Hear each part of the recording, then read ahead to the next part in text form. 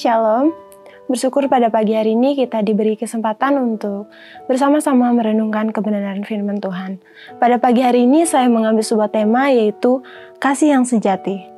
Berbicara mengenai kasih tentunya tidak asing lagi bagi kita. Kita dapat menjumpai kata kasih dalam kehidupan sehari-hari, entah itu dalam doa, dalam puji-pujian, maupun dalam percakapan. Namun pertanyaannya, apakah kasih hanya sebatas pada hal itu saja? Apakah kasih hanya sekedar untuk diperkatakan saja dan didengar saja? Lalu bagaimana kasih itu sebenarnya? Kita akan bersama-sama membaca kebenaran firman Tuhan dari 1 Yohanes pasal 3 ayat 16 sampai 18. Demikian firman Tuhan. Demikianlah kita ketahui kasih Kristus, yaitu bahwa Ia telah menyerahkan nyawanya untuk kita, jadi kita pun wajib menyerahkan nyawa kita untuk saudara-saudara kita. Barang siapa mempunyai harta duniawi dan melihat saudaranya menderita kekurangan, tetapi menutup pintu hatinya terhadap saudaranya itu, bagaimanakah kasih Allah dapat tetap di dalam dirinya? Anak-anakku, marilah kita mengasihi bukan dengan perkataan atau dengan lidah, tetapi dengan perbuatan dan dalam kebenaran. Dalam perikop ini, Rasul Yohanes memberikan nasihat mengenai bagaimana tanda orang yang sudah lahir baru, bagaimana cara hidup orang yang sudah menerima Yesus sebagai juru selamatnya. Rasul Yohanes menekankan bahwa orang yang telah hidup baru perlu memiliki kasih di dalam dirinya.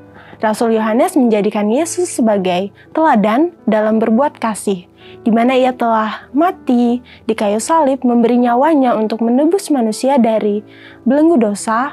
Hal tersebut semuanya didasari oleh kasih-Nya yang begitu besar bagi manusia, sehingga manusia juga perlu memiliki kasih. Kasih yang bukan hanya sekedar dalam perkataan, tetapi juga memerlukan tindakan. Kasih yang harus rela berkorban. Nah, seperti yang Yesus lakukan, Ia berkorban sehingga manusia harus rela berkorban juga untuk sesama manusia. Dalam hal berkorban, tidak mesti harus dimulai dari hal-hal yang besar, tetapi juga kita bisa mulai dari hal-hal sederhana.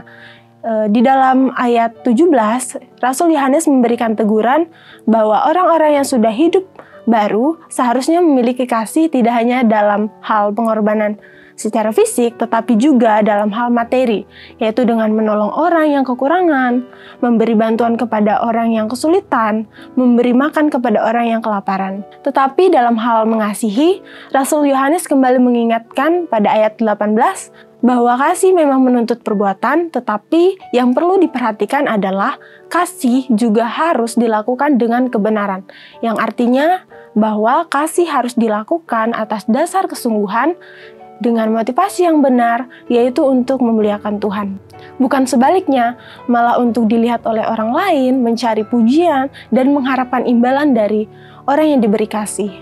Nah, sehingga dapat kita pahami bahwa kasih yang sejati merupakan kasih yang menuntut perbuatan, di mana di dalamnya harus ada pengorbanan, baik dalam hal fisik maupun materi. Kasih juga harus dengan motivasi yang benar. Lalu, bagaimana dengan kita? Sudahkah kita memiliki kasih yang sejati? Sudahkah kita berkorban bagi sesama kita?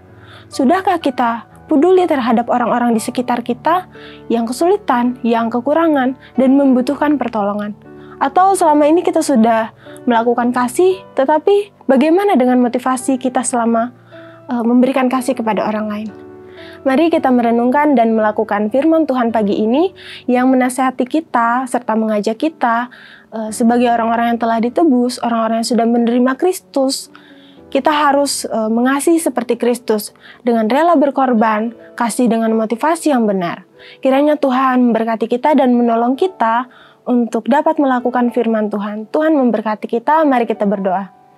Tuhan, pada pagi hari ini kami telah merenungkan firman-Mu, biarlah kami mampu melakukannya dalam kehidupan kami. Terima kasih Tuhan, haleluya, amin.